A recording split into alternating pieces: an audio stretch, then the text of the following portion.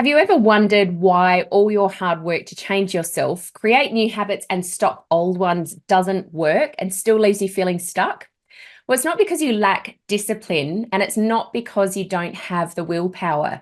There is much more to it. And in this episode, we're revealing the hidden layers beneath the surface that hold the true power to lasting change. So tune in to discover what those layers are and why you're only scratching the surface. Welcome to The Brain Changers, a podcast about learning how to revolutionize the way you think and live by mastering your mind. We're your hosts, mother and daughter duo Rebecca and Yvonne King from Moonbeam Monday. Our goal is to empower you to live the life you choose by teaching you how to retrain your brain. Some people tell us it sounds like mind control, and it is, but not the way you might think. This is about you taking control of your own mind rather than letting your mind control you, so you can choose to live a life free from the expectations of others.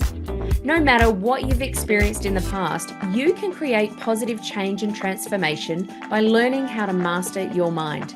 We know this because we've done it. Between us, we've survived cancer and stroke and eliminated debilitating anxiety and depression.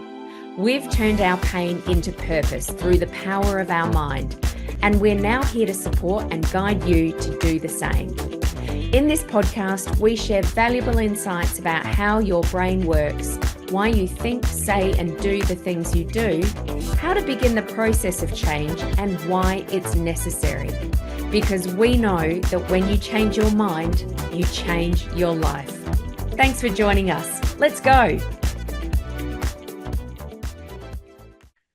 Hello and welcome back to the Brain Changers podcast. I'm Rebecca, and of course, as always, I'm here with my fellow brain changer, Yvonne.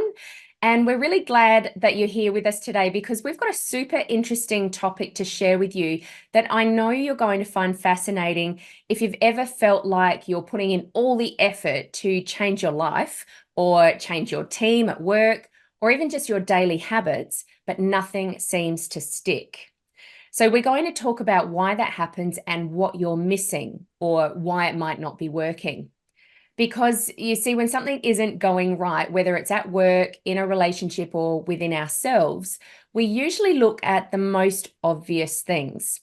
We might look at the environment around us or our behaviors or even our skills. The skills that we do have or the skills that we don't have, and we perhaps try to change these things. But these are actually just surface level changes. They're important, yes, but they're not the whole picture. And so today we're going to explore what lies beneath those surface layers and why going deeper can lead to the lasting change that you're looking for, and that lasting change that we're always talking about, that we say that we help people make. So we'll start by giving you an overview of these layers, and then we'll focus on the first three that most of us tend to get stuck on. So to get us started, I'm going to hand over to my wonderful mum, Yvonne, to help break it all down. So Mum, take it away. Thanks, Beck, and welcome everyone. Let's begin with where this model came from. The original concept comes from Robert Dilts. He was a renowned neuro-linguistic programming practitioner and coach. And he developed the 6 neurological levels as a model for understanding how human behavior and thinking operate at different levels of influence. And he was inspired by Gregory Bateson's work on learning and change.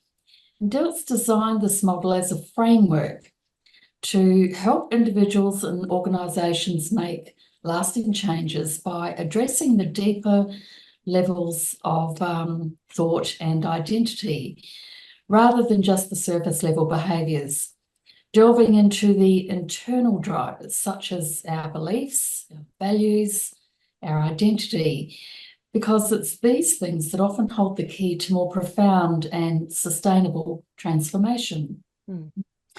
So it's this framework that we're introducing today. As mentioned, when things don't or aren't going right, we naturally focus on what's most visible to us, the environment around us, our behaviours and our skills. But as we've discovered, these things are merely the tip of the iceberg, so to speak. To give you a visual sense of this, when we're talking about these layers, we generally visualize it as a pyramid, beginning at the bottom of the pyramid and working our way up. So let's start with the first of these three levels, which is environment. Now, the environment level is all about your surroundings. It's the where and the when. And we're not just talking about our physical environment, like your house or the suburb you live in or the office that you work in. It's actually includes the people around us, or in other words, the people that we surround ourselves with. So let's look at this from the perspective of our personal life or relationships. When something isn't going quite right, what's the first thing we look at? Well, we look at our environment. Are we living in a space that feels chaotic and overwhelming? Are we spending our time in places that absolutely drain us of our energy? Or do they uplift us? Who are the people that we spend most of our time with? Do they inspire us? Do they make us feel good about ourselves? Do they bring out the best in us? Or are we surrounded by negativity? Yeah, that's actually always been a big one for me. Actually, we both have a background in working in the building industry and interior design. And of course, we're very visual people, which you can often tell even by what we're wearing and by our own homes. And so the way our environment looks and feels has always been really important to us, hasn't it? It has, yeah. I remember even as a teenager, and you might remember this, Mum, I would regularly move my bedroom furniture around because I was told to help. yeah, because a change felt good to me. And, every few months I was moving things around, and I probably didn't realize it at the time, but it changed the energy in my room. Now, I wasn't aware of energy and all of that type of thing when I was that age, but I'm sure that that's why I was doing it. A change felt good to me, and it gave me, that cliche, it gave me a new lease on life. Yes. And I do still do that. In fact, I often decide to paint my walls on a whim. Even just this last weekend, I gave the house a bit of a clear up. I moved some furniture around. I changed some things. And, it's changed the energy of the house. I feel different. Yes. And of course, while making sure that you're in an environment that feels good to you and feels safe and inspiring, making changes like this is often just scratching the surface.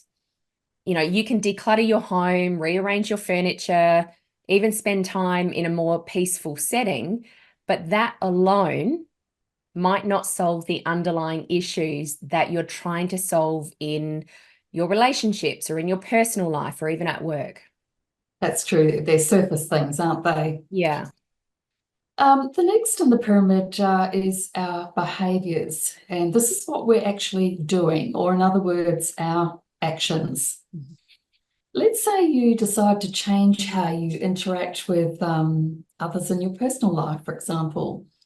Maybe you decide to try and be more patient with your partner or more attentive. And you think, if I just behave differently, everything will improve. Or if I just make a difference to the way I react, everything will be okay. Or perhaps it could be even changing a habit, something that you do each day, thinking that perhaps that will make a difference. For example, something that comes to mind with a lot of people is that when they're feeling stressed and overwhelmed, they start going to the gym more often. Yeah. Might set a goal to go to the gym, say 4 times a week, which is a fairly good goal. But what happens when you've had a long day and you come home from the office tired? Often it's those behaviours that slip away and we find ourselves falling back into old patterns. Yeah, that's right. And it's like trying to break a bad habit. As we said at first, you might do well. We jump into something new, we're really eager about it, but without addressing those deeper reasons behind your behaviors, those changes don't always stick, and you often end up back where you started. That's right. That actually brings us up to the third level, which is our skills and capabilities. This is how we do things. For instance, you might decide to improve your communication skills or learn new techniques to manage conflict with your loved ones better. Now, while these skills are crucial for a healthy relationship, we all know that, but focusing on them alone doesn't necessarily create a deeper connection or understanding that we're looking for. Yeah, exactly. And I'm sure we've all been in situations where we read a book on better communication, or we'll attend a workshop on relationship skills, or whatever that skill might be.